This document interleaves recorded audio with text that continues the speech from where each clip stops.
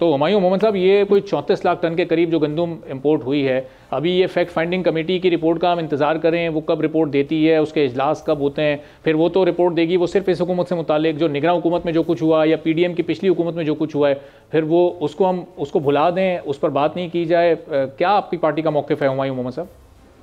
देखिए, इसमें पार्टी के मौक़िफ़ को छोड़ें, इसमें जो मसला है वो आप देखें, जो हमारे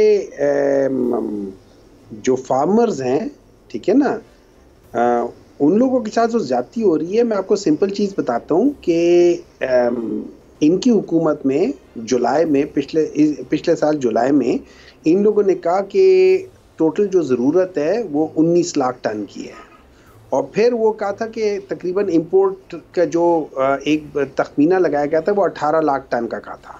इन लोगों ने ईसीसी में 1 लाख टन की इजाज़त के लिए किया था, जो कि बाद में उन्होंने कर दिया था कि अभी नहीं, उन्होंने ना नहीं कहा, उन्होंने कहा अभी नहीं करते। अच्छा, बाद में जो इन्हीं की निगरान हुकूमत, ये याद रखें, ये काकड़ साहब इन्हीं के ही बंदे थे, किसी और के नहीं थे। इसी पाकिस्तान पीपल्स पार्टी और पाकिस्तान मुस्लिम लीग नून दोनों ये गवर्नमेंट में भी थी, अपोजिशन में भी यही लोग थे, क्योंकि जो अपोजिशन लीडर था वो इन्हीं पार्टी में से, जो जितने भी उस वक्त अपोजिशन में थे वो इन्हीं की मुख्तलिफ जमातों से इन्हीं के कैंडिडेट्स हैं।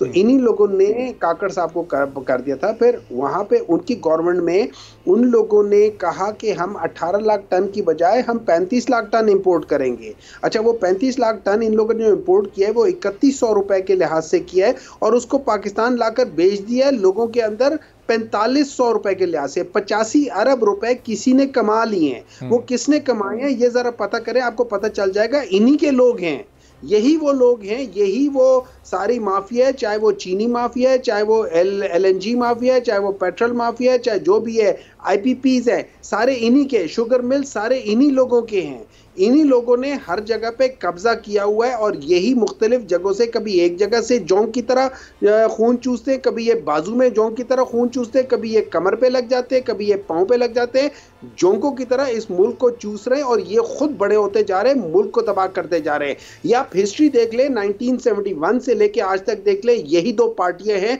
यही वो लोग हैं। 1984 से लेके इनकी शक्लें भी नहीं बदली, इनके लोग भी वही बैठे हुए हैं जो 1984, 85, 88 में थे, आज भी वही लोग बैठे हुए हैं। तो मुझे एक बात बताएं, क्या मुल्क ये खाक से ही होगा? वही लोग है, वही सोच है, वही सब कुछ है, उसी तरह ही तबाह करते जा रहे हैं। आईपीपीज के जो मुआहदे हुए थे इन्होंने किए, जिसकी वजह से आज तकरीबन 2.5 खरब रुपए सालाना हम लोगों के ऊपर कैपेसिटी चार्जेस होती है। आप सोचिए, इन लोगों ने इस किस्म के मुआहदे किए कि एक कंपनी है, उसने 1 यूनिट बिजली 1 साल में नहीं बनाई, लेकिन 28 अरब रुपए मुनाफा लेकर चले गए हैं। अब जब इस किस्म के मुआहदे होंगे तो क्या ये पाकिस्तान के हक के मुआहदे थे? इनको तो पकड़ के सबको उल्टा टांगना चाहिए कि आप लोगों ने ये किस किस्म का किया। आज अगर पाकिस्तान नीचे जा रहा है वो इन्हीं लोगों के गलत उसके लिहाज से। अच्छा, उसके ऊपर से ये फिर साहब जो ज़ाहिर माजी में हुआ है वो तो अपनी जगह पर जो भी उसका एक ट्रैक रिकॉर्ड पूरा मौजूद है, लेकिन ये गंदम स्कैंडल वाले मामले को, इसको तो कम से कम एक टेस्ट केस बनाया जा सकता है। कम से कम ये एक ऐसा मिसाली केस बन जाए कि फिर इससे फिर वो सिलसिला पीछे की तरफ ले जाया जाए।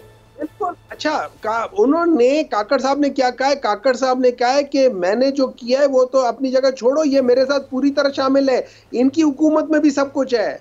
उन लोगों ने, आपने काकड़ साहब और उनकी वो गुफ्तगू नहीं सुनी जिसमें काकड़ साहब कहते हैं कि मुझे मत बोलने दो वरना मैं फॉर्म 45 का अगर मैंने जिक्र कर दिया आप लोग तो किसी मुंह के नहीं रहोगे, उन्होंने कहा है। और दूसरा मसला, अभी वो सेनेटर साहिबा बता रही थी कि पीपल्स पाकिस्तान तहरीक इंसाफ के अंदर मसला है। आप लोग सोचे कि बाप बेटे के ऊपर ट्रस्ट नहीं करता कि पीपीपी का जो उन्होंने बजाय बेटे को देने की अपनी बहन को दे दिया, और फिर ये लोग इस वजह से ये लोग खाइफ है पाकिस्तान तहरीक इंसाफ से कि ये लोग आदी हैं कि जब तक बाप बेटी बहन बीवी बेटा चचा ये ना हो आप लोग तो उस पोजीशन के काबिल ही नहीं हो।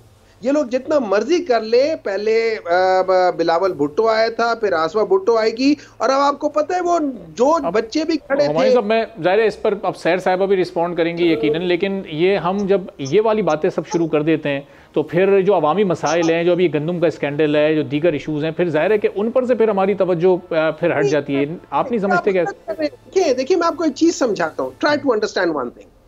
एक चीज समझाता हूं, ये जो जितने मसले हैं ना, इन मसलों के पीछे जो सोच है, प्रॉब्लम उस सोच की है। अच्छा, वो सोच कहां से निकलती है? वो सोच एक खानदान की सोच होती है। जिस सोच से आपकी परवरिश होती है, वही लोग जब आगे डिसीजन लेते हैं। पाकिस्तान का बेसिक मसला ये है, पाकिस्तान का बेसिक मसला ये है कि यहाँ पे नेपोटिज्म है। पाकिस्तान का बेसिक मसला ये है कि यहाँ पे डाइवर्सिटी नहीं है। यहाँ पे जो पढ़े लिखे लोग हैं उनको नहीं, यहाँ ठीक पे है। जो लैंड